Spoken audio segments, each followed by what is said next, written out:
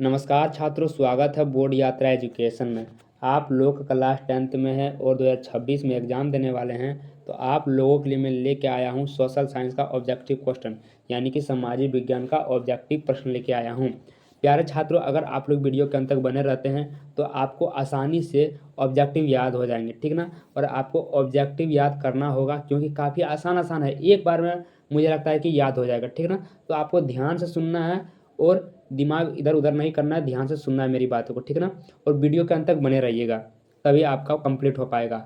अगर आप लोग चैनल पर नए जुड़े हैं तो चैनल को सब्सक्राइब कर लीजिएगा और लाइक कर दीजिएगा। तो शुरू करते हैं बिना देरी के, ठीक ना। और एक बात, अगर आप लोग टेलीग्राम ज्वाइन नहीं हुए हैं तो ज्वाइन हो जाइए, लिंक आपको डिस्क्रिप्शन में मिल जाएगा, ठीक ना। और व्हाट्सअप भी फॉलो कर लीजिए और इंस्टाग्राम भी फॉलो कर लीजिए। अगर ये दोनों नहीं भी करते कोई बात नहीं, लेकिन टेलीग्राम जरूर ज्वाइन हो जाइएगा, ठीक ना।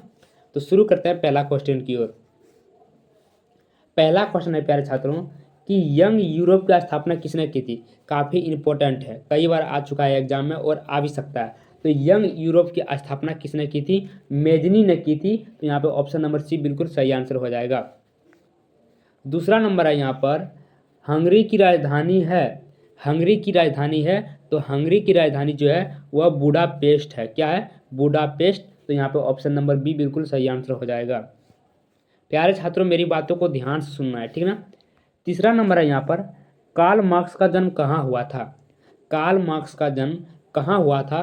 तो कार्ल मार्क्स का जन्म जर्मनी में हुआ था। कहाँ हुआ था? जर्मनी में हुआ था। तो ऑप्शन नंबर बी बिल्कुल सही आंसर हो जाएगा। चौथे नंबर की ओर चलते हैं।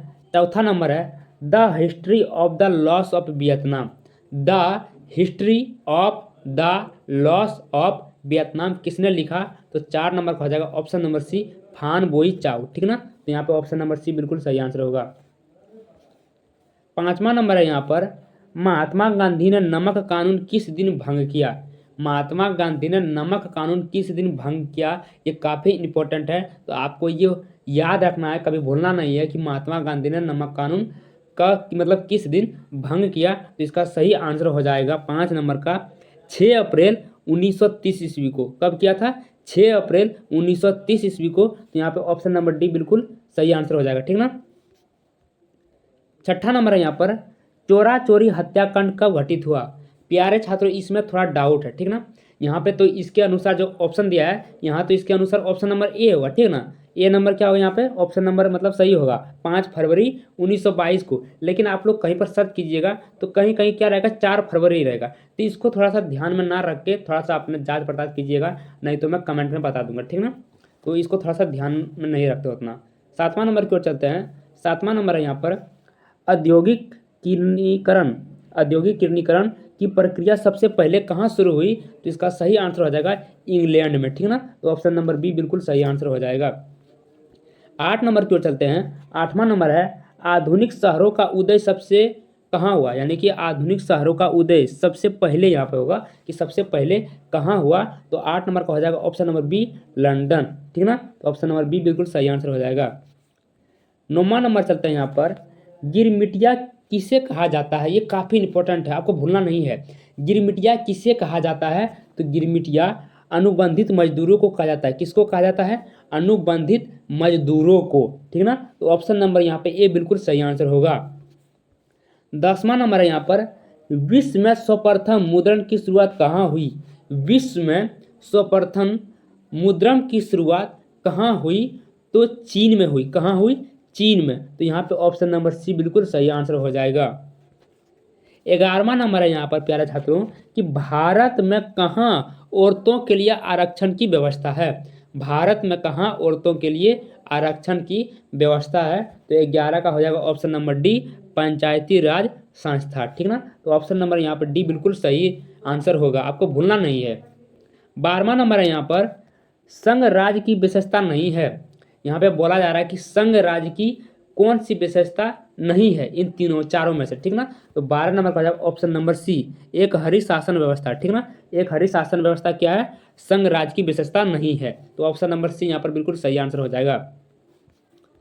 13वां नंबर है यहाँ पर, समवर्ती सूची में रखा जाता है। समवर्ती सूची में रखा जाता है। तो 13 नंबर का हो जाएगा ऑप्शन नंबर बी, केंद्र एवं राज्य दोनों, ठीक है ना। समवर्ती सूची में रखा जाता है केंद्र एवं राज्य दोनों को, ठीक है ना। तो ऑप्शन नंबर क्या होगा यहाँ पे बी बिल्कुल सही आंसर होगा। 14 नंबर की ओर चलते हैं।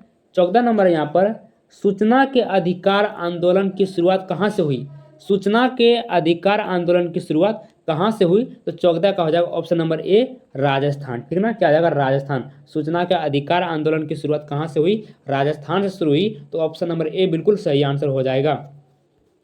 15 नंबर है यहाँ पर राजनीतिक दल का आशय है। राजनीतिक दल का आशय क्या है? प्यारे छात्रों, राजनीतिक दल का आशय जो है वह व्यक्तियों के समूह से है, ठीक ना। किससे है? व्यक्तियों के समूह से है। तो यहाँ पे ऑप्शन नंबर बी बिल्कुल सही आंसर हो जाएगा।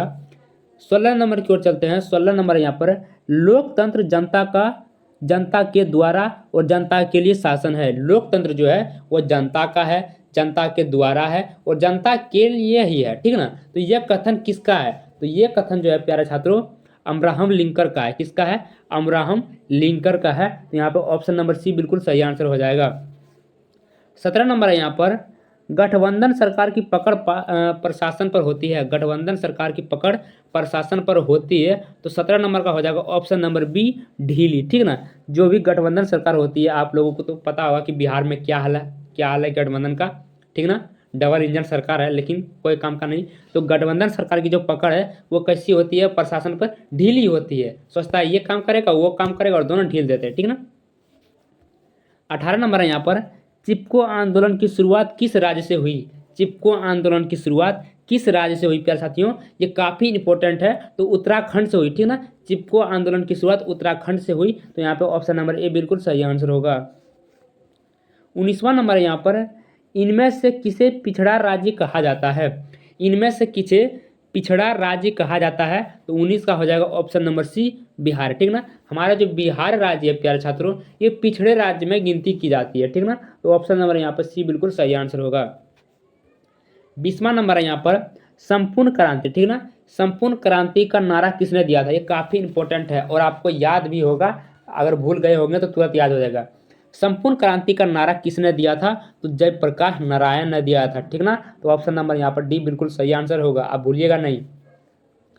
21 नंबर है यहाँ पर भारत में किस राज्य की प्रति व्यक्ति आय सर्वाधिक है? भारत में किस राज्य की प्रति व्यक्ति आय यानी कि अधिक है? तो 21 का हो जाएगा ऑप्शन नंबर डी गोवा, ठीक ना। तो ऑप्शन नंबर यहाँ डी बिल्कुल सही आंसर होगा। प्यारे छात्रों 21 क्वेश्चन हो गए हैं। अगर आप लोग अभी तक जुड़े हैं और चैनल को सब्सक्राइब कर लिए हैं तो बहुत अच्छी बात है। अगर नए हैं तो चैनल को सब्सक्राइब कर लीजिए, इसके लिए मैं आभारी रहूँगा आपका। 22वां नंबर है यहाँ पर साख पत्र कितने प्रकार के होते हैं? जो साख पत्र होते हैं प्यारे छात्रों वो कितने प्रकार के होते हैं? तो वो 4 प्रकार के होते हैं, ठीक ना। यहाँ पे ऑप्शन नंबर ए बिल्कुल सही आंसर होगा। 23वां नंबर है यहाँ पर भारत की आर्थिक व्यवस्था है। भारत की आर्थिक व्यवस्था क्या है? तो मिश्रित है, ठीक ना। यहाँ पे ऑप्शन नंबर सी बिल्कुल सही आंसर होगा। ये आपको भूलना नहीं है, ये कई बार एग्जाम में आ गया है और आ भी सकता है, ठीक ना। तो भारत की आर्थिक व्यवस्था क्या है? मिश्रित है। 24 नंबर है यहाँ पर इनमें से कौन एक बीमारू राज्य नहीं है? इनमें से कौन एक बीमारू राज्य नहीं है? तो इसमें कौन बीमारू राज्य नहीं है प्यारे छात्रों? तो 24 का हो जाएगा ऑप्शन नंबर सी कर्नाटका, ठीक ना। कर्नाटका जो है वह बीमारू राज्य नहीं है, बल्कि बिहार, मध्य प्रदेश, उड़ीसा ये क्या है? बीमारू राज्य है। 25 नंबर है यहाँ पर वैश्वीकरण के मुख्य अंग कितने हैं? वैश्वीकरण के मुख्य अंग कितने हैं? तो 25 का हो जाएगा ऑप्शन नंबर सी 5, ठीक ना। वैश्वीकरण के मुख्य अंग कितने हैं? 5 है, तो ऑप्शन नंबर सी बिल्कुल सही आंसर होगा। 26 नंबर है यहाँ पर कि सोने के आभूषण की शुद्धता की पहचान किस चिन्ह से होती है? सोने के आभूषण की शुद्धता की पहचान किस चिन्ह से होती है? तो 36 का हो जाएगा ऑप्शन नंबर सी हॉलमार्क, ठीक ना। तो ऑप्शन नंबर सी बिल्कुल सही आंसर होगा। 27 नंबर है यहाँ पर कोयला किस प्रकार का संसाधन है? ये काफ़ी इंपॉर्टेंट है, आपको भूलना नहीं है। कोयला किस प्रकार का संसाधन है? तो अनवीकरणीय है। क्या है? अनवीकरणीय। तो ऑप्शन नंबर यहाँ पे ए बिल्कुल सही आंसर होगा। 28 नंबर यहाँ पर कि मरुस्थलीय मुद्रा किस राज्य में पाई जाती है? मरुस्थलीय मुद्रा किस राज्य में पाई जाती है? तो 28 का होगा ऑप्शन नंबर बी राजस्थान में, ठीक ना। तो ऑप्शन नंबर बी यहाँ पर क्या होगा? 100% सही होगा। 29 नंबर है यहाँ पर कि कुल जल का कितना प्रतिशत भाग महासागरों में निहित है, ठीक ना। कुल जल का कितना प्रतिशत भाग महासागरों में निहित है, तो 29 नंबर का हो जाएगा ऑप्शन नंबर डी 96.6%, ठीक ना। यहाँ पे ऑप्शन नंबर डी बिल्कुल सही आंसर होगा, आपको भूलना नहीं है। 30वां नंबर है यहाँ पर, भारत का राष्ट्रीय पक्षी क्या है। आप लोग कमेंट में बताना है 30 नंबर का, ठीक ना, ये मैं नहीं बताऊंगा। भारत का राष्ट्रीय पक्षी क्या है 30 नंबर का कमेंट में होना चाहिए, तो मैं आपको जानूँ, ठीक ना। तो ऑप्शन नंबर क्या होगा यहाँ पे, ऑप्शन नंबर इसको छोड़िए, अगले क्वेश्चन की ओर चलते हैं। 31वां नंबर है यहाँ पर, किस राज्य में खनिज तेल का विशाल भंडार स्थित है। भारत के किस राज्य में खनिज तेल का विशाल भंडार स्थित है, तो असम में, ठीक ना। तो यहाँ पे ऑप्शन नंबर क्या होगा, ए बिल्कुल सही आंसर होगा। 32 नंबर की ओर चलते हैं। 32 नंबर है यहाँ पर, निम्नलिखित में खरीफ फसल कौन है। 32 नंबर का है कि निम्नलिखित में खरीफ फसल कौन है। गेहूं है, सरसों है, चावल है, मटर है। यहाँ पे जो खरीफ फसल है प्यारे छात्रों, वह चावल है। क्या है, चावल है। यहाँ पे ऑप्शन नंबर सी बिल्कुल सही आंसर होगा। 33 नंबर है कि नागपुर सड़क योजना, ठीक ना, नागपुर सड़क योजना के अंतर्गत सड़कों को कितने भागों में बांटा गया है। यहाँ पे बोला जा रहा है कि नागपुर सड़क योजना के अंतर्गत सड़कों को कितनों भागों में बांटा गया है, तो 33 नंबर का हो जाएगा ऑप्शन नंबर डी 5 भागों में बांटा गया, ठीक ना। कितने भागों में बांटा गया है, 5 भागों में बांटा गया है। 34 नंबर है यहाँ पर, बिहार में नहरों द्वारा सर्वाधिक सिंचाई किस जिले में होती है। यानी बिहार में नहरों द्वारा सर्वाधिक सिंचाई किस जिले में होती है, तो 34 का हो जाएगा ऑप्शन नंबर ए रोहतास, ठीक ना। ऑप्शन नंबर ए बिल्कुल सही आंसर होगा। 35 नंबर है यहाँ पर, भारत में सबसे पहला सीमेंट कारखाना कहाँ लगाया गया था। भारत में सबसे पहला सीमेंट कारखाना कहाँ लगाया गया था, तो 35 नंबर का हो जाएगा ऑप्शन नंबर ए चेन्नई। कहाँ लगाया गया था, चेन्नई में। तो ऑप्शन नंबर ए बिल्कुल सही आंसर होगा। 36 नंबर है यहाँ पर, हेस्यूर विधि में उच्चावच निरूपण में संबंधित नहीं है। हेस्यूर विधि में उच्चावच निरूपण में संबंधित नहीं है, तो क्या संबंधित नहीं है, तो हो जाएगा खंडित रेखाएं संबंधित नहीं है। तो ऑप्शन नंबर डी बिल्कुल सही आंसर हो जाएगा। और कुछ क्वेश्चन बचे हैं, पूरा देख लीजिए, आपको जाना नहीं है।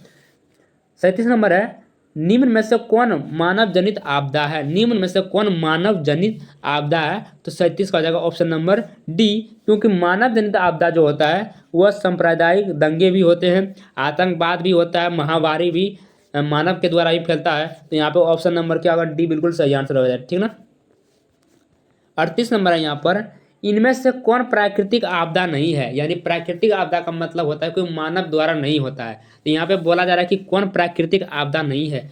सुनामी जो है वह प्राकृतिक आपदा है, ठीक है। बाढ़ जो है वह प्राकृतिक आपदा है। आतंकवाद जो होता है वह मानव आपदा है, और भूकंप प्राकृतिक आपदा है। इसका मतलब यहाँ पे ऑप्शन नंबर क्या होगा, सी होगा, जो कि प्राकृतिक आपदा नहीं है। 39 नंबर है यहाँ पर, निम्नलिखित में कौन प्राकृतिक आपदा है। यहाँ पे बोला जा रहा है कि प्राकृतिक आपदा है, ठीक ना। तो आग लगना, ये आग लगना क्या होगा, बम विस्फोट, भूकंप, रासायनिक दुर्घटना। तो प्राकृतिक आपदा जो है यहाँ पर भूकंप है। तो यहाँ पर ऑप्शन नंबर क्या होगा, सी बिल्कुल सही आंसर हो जाएगा। 40 नंबर है यहाँ पर, बिहार का कौन सा क्षेत्र बाढ़ग्रस्त क्षेत्र है। बिहार का कौन सा क्षेत्र बाढ़ग्रस्त क्षेत्र है। तो यहाँ पे काफ़ी अच्छा क्वेश्चन है, जो कि अभी बाढ़ आया है बिहार में, ठीक ना। अब बाढ़ आया है, आप लोगों ने सुना होगा। तो बिहार का कौन सा क्षेत्र बाढ़ग्रस्त क्षेत्र है, आप इसको जान लीजिए। तो वह उत्तरी बिहार है, ठीक ना, उत्तरी बिहार है। और दक्षिणी बिहार क्या, बाढ़ से मतलब बाढ़ से नहीं, वो सुखाव राज्य है, ठीक ना। तो यहाँ पे ऑप्शन नंबर डी होगा, बाढ़ से ग्रसित जो होता है वह उत्तरी बिहार होता है। तो यहाँ पे ऑप्शन नंबर डी बिल्कुल सही आंसर होगा। प्यारे छात्रों, अंत तक बने रहने के लिए धन्यवाद। इसी तरह वीडियो के अंत तक बने रहिए, तो आपको तैयारी करने में आसानी होगी और 450 प्लस टारगेट पूरा होगा, ठीक ना।